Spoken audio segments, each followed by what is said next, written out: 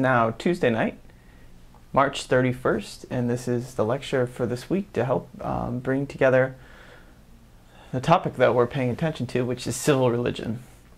Now, this is somewhat of a, I guess, a straightforward topic in some ways. When you read the Robert Bellah essay that we read for today, you get kind of basically the main gist of the argument. This is really the essay that kind of put this argument on the map back in the late 1960s. And what's important in terms of learning this argument actually is not just to pick up another sociological concept, but this idea of civil religion gives us another way to understand the way that religious elements are expressed by social groups, but how those religious elements come to be, develop, and affect the life of a community. So this is actually such a straightforward idea that can sometimes seem almost simple or almost easy.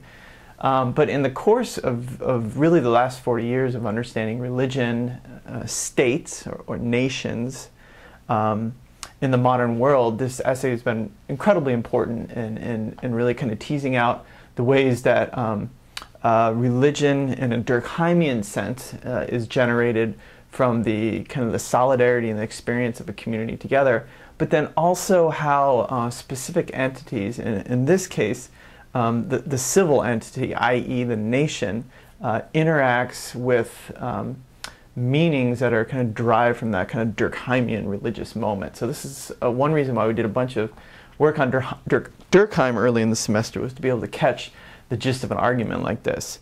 And what I want to do with you today is I want to give you some kind of characteristics of this civil religion argument. I want to talk a little bit about what the functions of civil religion are, and then finally give you a little preview for Thursday's reading. Remember, we have an online discussion for Thursday. I've already put up the discussion. It's meant to be a little provocative, I guess. So I'm actually really looking forward to reading those when you do those. Okay, so let me go ahead. Let me just zoom to that quick outline, and then I'm going to zoom out, and we'll get going here. When we talk about civil religion, and here we're going to talk about characteristics, this first part. The guiding question really here. So now a lot of our guiding questions in this course, especially in the first half, have been theoretical.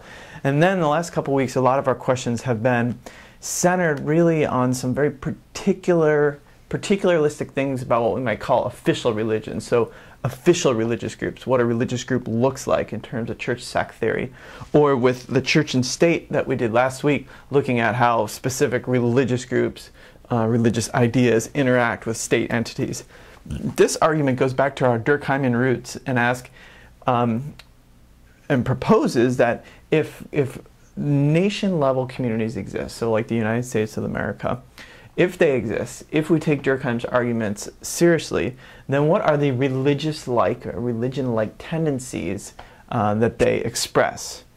And then a sub-question to that then is, given that a group, a solidarity group like a nation, can generate these religious elements, how do those interact with what we might call official religious elements? So let's be really clear right off the bat that civil religion is not something that's kind of planned out as a specific national religion. No, in a Durkheimian argument, it's sui generis. It comes from itself, from the act of a group being itself. And so there's not this sense of kind of a planned out manipulation or development of religious ideas and stories and this and that, though that does happen. And even our reading for Thursday will talk a little bit about that dynamic of civil religion. But the core argument is saying, is really arguing that this is something that happens sui generis. That's that Durkheimian term, which is terrific. It comes from the reality of the group itself. It comes from itself. And that's what we're trying to understand, and then how that would interact with the official religious elements, such as religious groups or religious traditions that are already in United States society.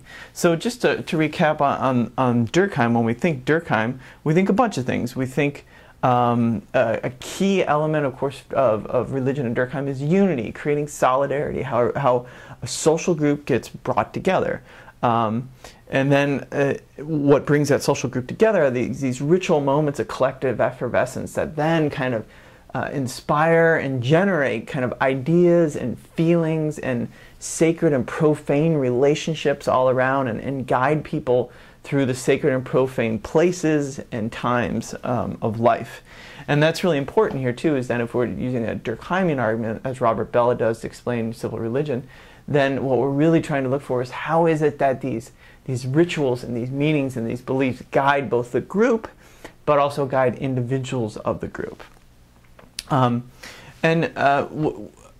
that McGuire mentions is that there have been various, I guess, versions, you might call it, of civil religion that have kind of come down through history, if you will. There's what we call a priestly version and a prophetic version. The key kind of distinction between these two versions, these actually refer to technical terms that scholars actually use to talk about, especially about the Old Testament or the Hebrew Scriptures, where they often find kind of two strains of the way a group will be religious in society. And they say in this priestly strain, religion is kind of the legitimator, the official narrative of a religious group, and there's overt connections between what individuals and a nation state are doing, and how that fulfills exactly what they're doing, how it fulfills the design or the ideas of God. Whereas the prophetic version, the word to think of here is kind of, this is a judgmental version of civil religion. So example, the priestly version, and what you'll read about for Thursday's reading, is some of the kind of joining of patriotism and God language after the 9/11 event, where the linkage between the actions of the president, the Congress, and the nation state, along with these kind of transcendent religious meanings of the civil religion, got so linked together that there's no difference between the two. That's an example of priestly. Whereas the prophetic version, and this is particularly what Robert Bellah talks about a little bit more at the end of his essay, is this idea that the social group, the community, is always in some ways failing, but always possibly could be doing better than they are now. So it's this idea, going back to the Hebrew prophets of the Old Testament, of kind of that there's these overarching judge of history rooted in ideals and traditions, to which a social group can look and reflect and use that to critique and to try and reform the world as it is right now. Classic example, of course, of this, and even in Bellah's essay, is Martin Luther King, right? Tapping into the prophetic tradition, the ideals, the possibilities that are latent, if you will, oftentimes in a nation-state's ideology, and trying to use those to kind of reform the present moment. So we kind of have these two strands that come to us as civil religion, and you'll see some of the tension in those strands in the reading for Thursday.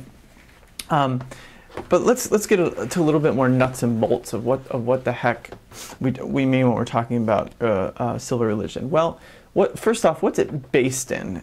Civil religion is based in a couple things. One, it's based in national events.